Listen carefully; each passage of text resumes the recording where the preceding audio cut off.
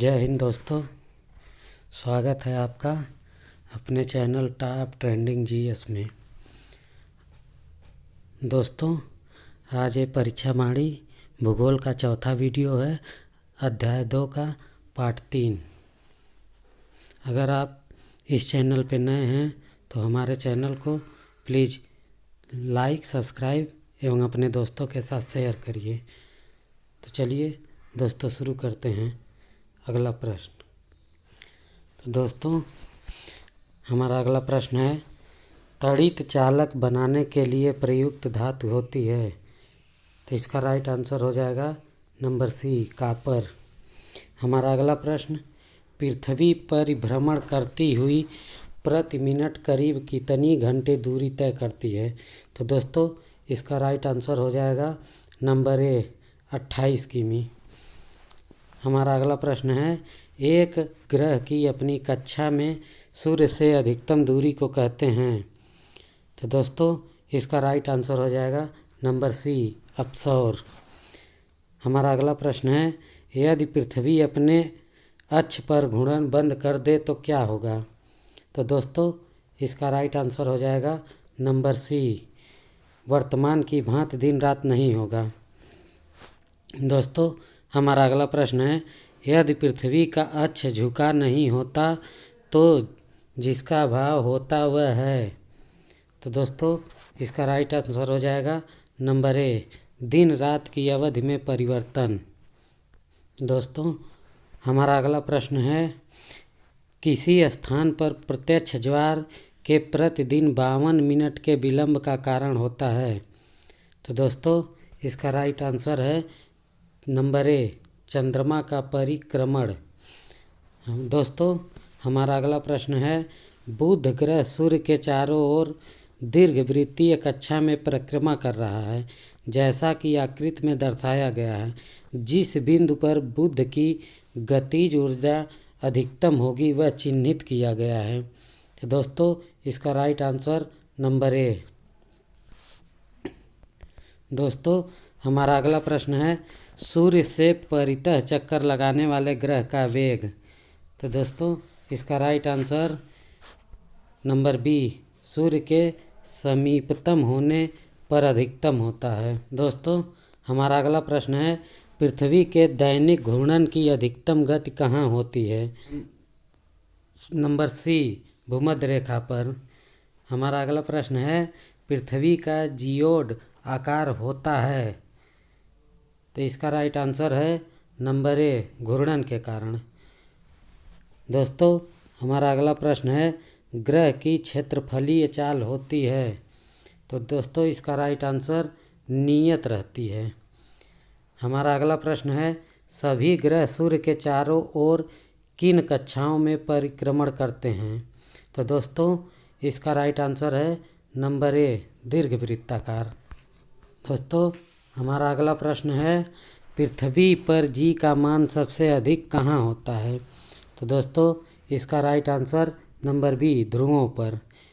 हमारा अगला प्रश्न, यदि कोई व्यक्ति पृथ्वी तल से पृथ्वी की त्रिज्या के बराबर ऊंचाई पर चला जाए तो उसका भार पृथ्वी की भार की अपेक्षा कितना रह जाएगा। तो दोस्तों, इसका राइट आंसर नंबर ए, 1/4 रह जाएगा।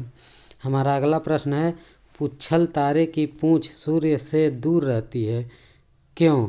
तो दोस्तों, इसका सही कारण है नंबर डी, सूर्य द्वारा उत्सर्जित विकिरण दबाव के कारण। दोस्तों, हमारा अगला प्रश्न है, एक पिंड वाह अंतरिक्ष से पृथ्वी के गुरुत्वाकर्षण क्षेत्र में प्रवेश करता है, पृथ्वी पिंड निकाय की स्थितिज ऊर्जा पर क्या प्रभाव पड़ेगा। तो दोस्तों, इसका राइट आंसर है नंबर सी, पृथ्वी पिंड निकाय की स्थितिज ऊर्जा घटेगी। हमारा अगला प्रश्न है, सर्वप्रथम यह किसने बताया कि पृथ्वी और अन्य ग्रह सूर्य के इर्द गिर्द घूमते हैं। तो दोस्तों, इसका राइट आंसर है नंबर सी, केपलर ने। हमारा अगला प्रश्न है, यदि कोई व्यक्ति पृथ्वी तल से पृथ्वी की त्रिज्या के बराबर पृथ्वी तल से नीचे चला जाए तो उसका भार पृथ्वी तल के भार की अपेक्षा कितना रह जाएगा। दोस्तों, उसका भार 0 हो जाएगा। हमारा राइट आंसर नंबर बी। हमारा अगला प्रश्न है, निम्नलिखित में से किसने ग्रह कक्षा नियमों की खोज की है? तो दोस्तों इसका राइट आंसर है जोहान्स केपलर ने। हमारा अगला प्रश्न है, यदि पृथ्वी और सूर्य की दूरी जो है उसके स्थान पर दोगुनी होती है तो सूर्य द्वारा पृथ्वी का गुरुत्वाकर्षण बल जो पड़ता है वह होता है। तो दोस्तों इसका राइट आंसर है नंबर सी, अब जितना है उसका चौथा भाग। हमारा अगला प्रश्न है, पृथ्वी पर चपटी गोलाभ है और पूर्ण गोल नहीं है, यह किस कारण से है? तो दोस्तों इसका राइट आंसर है नंबर ए, पृथ्वी की घूर्णी गति और जैसे जैसे ध्रुवों से भूमध्य रेखा की ओर जाए घूर्णी चाल बढ़ती जाती है, बाकी विकल्प गलत हैं। दोस्तों हमारा अगला प्रश्न है, कथनों पर विचार करने के लिए, पृथ्वी अपनी कक्षा पर एक समान दर से गति नहीं करती है। दूसरा, पृथ्वी की गति रवि नीच पर तीव्रतम और रवि उच्च पर न्यूनतम होती है। उपर्युक्त कथन निम्नलिखित किस एक नियम के लिए सत्य है? दोस्तों इसका राइट आंसर हो जाएगा नंबर ए, केपलर का द्वितीय नियम। दोस्तों हमारा अगला प्रश्न है, पृथ्वी की परिक्रमण ध्रुवीय धुरी सदा झुकी होती है। तो दोस्तों दीर्घवृत्तीय धुरी से 23.5 डिग्री पर। तो इसका राइट आंसर हो जाएगा नंबर डी। दोस्तों हमारा अगला प्रश्न, एक वस्तु का पृथ्वी पर द्रव्यमान 100 किग्रा है। गुरुत्वजनित त्वरण GE बराबर 10 मीटर प्रति सेकंड स्क्वायर। अगर चंद्रमा पर गुरुत्वजनित त्वरण GE/6 है तो चंद्रमा में वस्तु का द्रव्यमान होगा।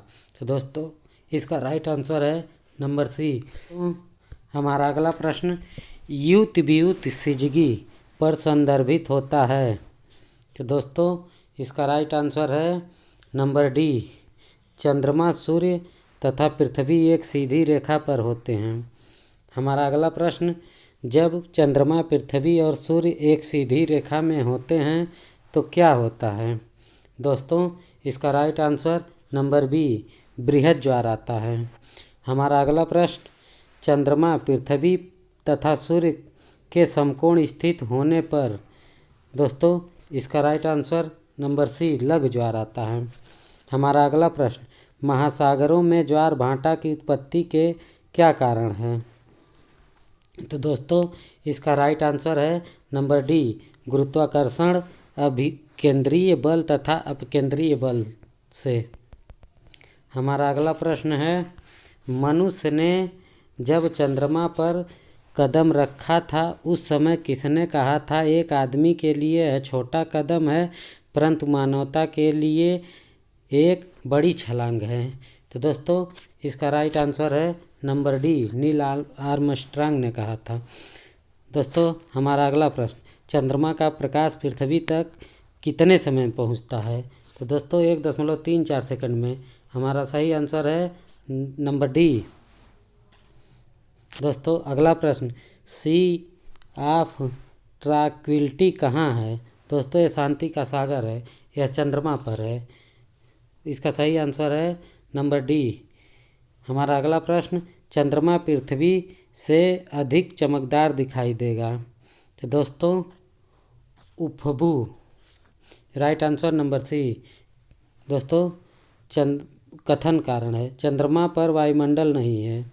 कारण, पृथ्वी से चंद्रमा का केवल एक ही भाग दिखाई पड़ता है। तो दोस्तों एक कथन दोनों सही हैं पर सही स्पष्टीकरण नहीं है। इस प्रकार राइट आंसर हो जाएगा नंबर बी। दोस्तों हमारा अगला प्रश्न है, चंद्रमा पृथ्वी का एक चक्कर लगाता है। इसका राइट आंसर है नंबर बी, 27.5 दिनों में।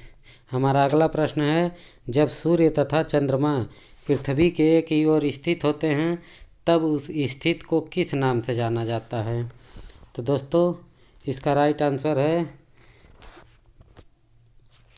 नंबर बी युति।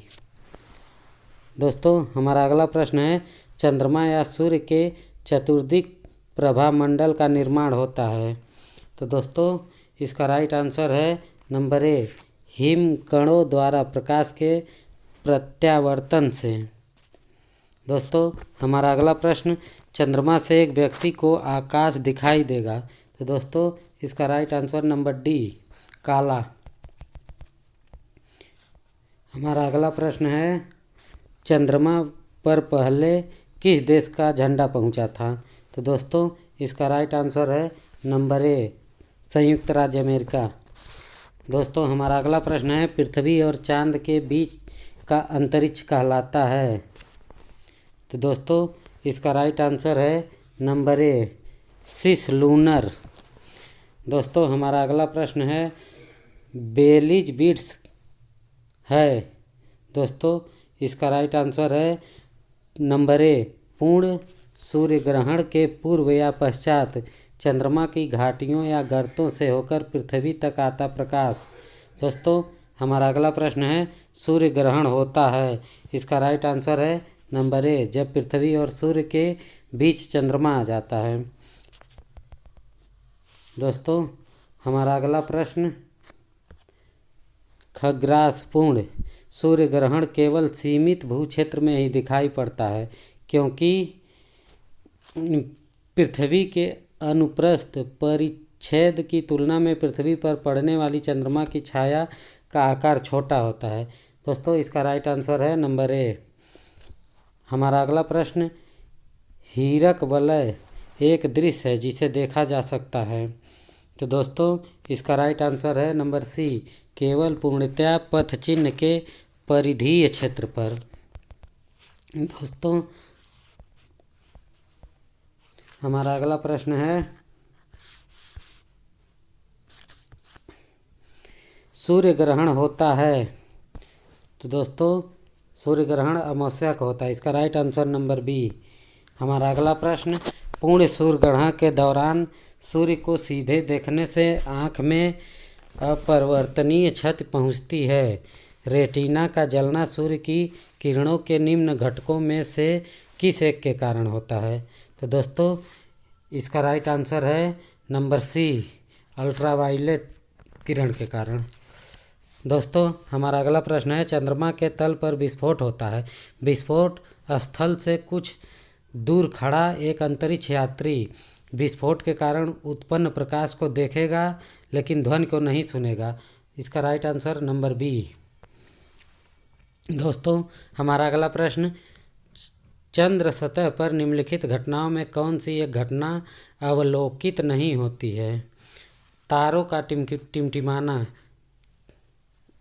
इसका राइट आंसर है नंबर डी। हमारा अगला प्रश्न है,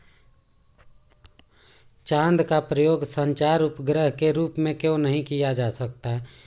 इसके लिए पृथ्वी और चांद के बीच दूरी उपयुक्त नहीं है। चांद द्वारा परिक्रमण काल 24 घंटे नहीं है। चांद पृथ्वी के भूमध्यवर्ती तल में नहीं घूमता है। तो दोस्तों इसका राइट आंसर हो जाएगा नंबर डी, उपर्युक्त तीनों कारण। दोस्तों हमारा अगला प्रश्न है, चंद्रमा पर पृथ्वी की अपेक्षा पेंडुलम का आवर्तकाल बढ़ जाता है। इसका राइट आंसर नंबर बी है। हमारा अगला प्रश्न, ब्लू मून परिघटना होती है। तो दोस्तों इसका राइट आंसर है नंबर डी, उपर्युक्त सभी। जब एक ही माह में 2 पूर्णिमाएं हो, जब एक कैलेंडर वर्ष में 2 लगातार माहों में 4 पूर्णिमाएं हो, जब एक ही कैलेंडर वर्ष में 3 बार एक ही माह में 2 पूर्णिमाएं हों। दोस्तों हमारा अगला प्रश्न, निम्नलिखित में से चंद्रमा तथा सूर्य दोनों द्वारा पृथ्वी को एक ही दिशा में आकर्षित करने के परिणाम स्वरूप कौन सा ज्वार उत्पन्न होता है। तो इसका राइट आंसर है नंबर सी, उच्च ज्वार। अगला प्रश्न, कथन और कारण है। चंद्रमा पर मानव का वजन पृथ्वी की तुलना में 1/6 रहता है। कारण, चंद्रमा पर पृथ्वी के समान गुरुत्वाकर्षण नहीं है। तो दोस्तों इसका राइट आंसर नंबर ए है। कथन और कारण दोनों सही है तथा कारण कथन को स्पष्ट करता है। हमारा अगला प्रश्न है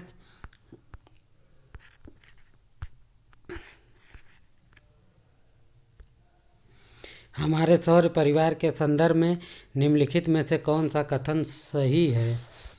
तो इसका राइट आंसर है नंबर ए। हमारे सौर परिवार के सभी ग्रहों में पृथ्वी सघनतम है, अर्थात पृथ्वी का घनत्व सबसे ज़्यादा है।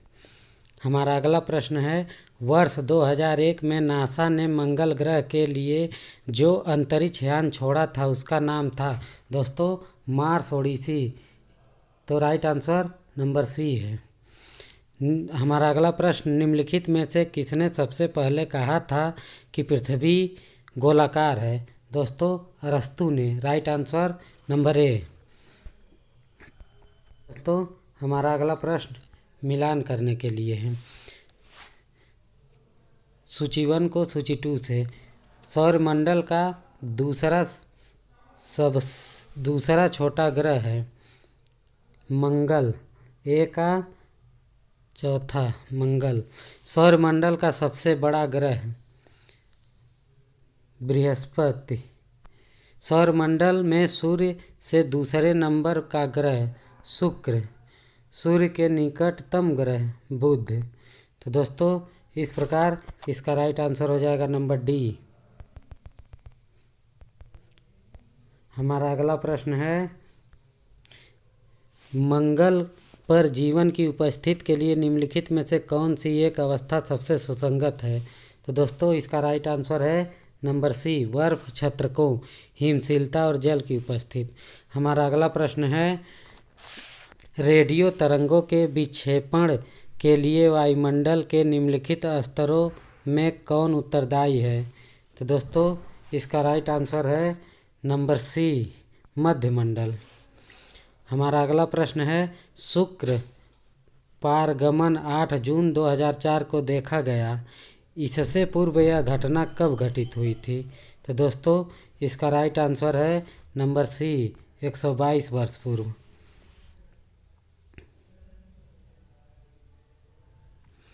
दोस्तों हमारा अगला प्रश्न है निम्नलिखित में से किसने न्यूटन के पूर्व ही बता दिया था कि सभी वस्तुएं पृथ्वी की ओर गुरुत्वाकर्षित होती हैं। तो दोस्तों इसका राइट आंसर है नंबर डी ब्रह्मगुप्त ने। दोस्तों हमारा अगला प्रश्न है एक ग्रह के दिन का मान और उसके अक्ष का झुकाव लगभग पृथ्वी के दिन मान और झुकाव के समतुल्य है। यह कथन है। दोस्तों इसका राइट आंसर है नंबर डी मंगल के विषय में। दोस्तों हमारा अगला और अंतिम प्रश्न है यद्यपि सामान्यतः प्लूटो सबसे दूरस्थ था पर उसका परिभ्रमण पथ बहुत ही दीर्घवृत्तीय है जो किसी अन्य ग्रह के पथ को काटता है। परिणामतः 1979 में आरंभ हुई 20 वर्ष की अवधि में प्लूटो सबसे दूरस्थ नहीं रहा। तो कौन सबसे दूरस्थ है। तो दोस्तों इसका राइट आंसर है नंबर डी। तो दोस्तों कैसा लगा हमारा वीडियो, प्लीज़ इस चैनल को लाइक सब्सक्राइब और शेयर कीजिए।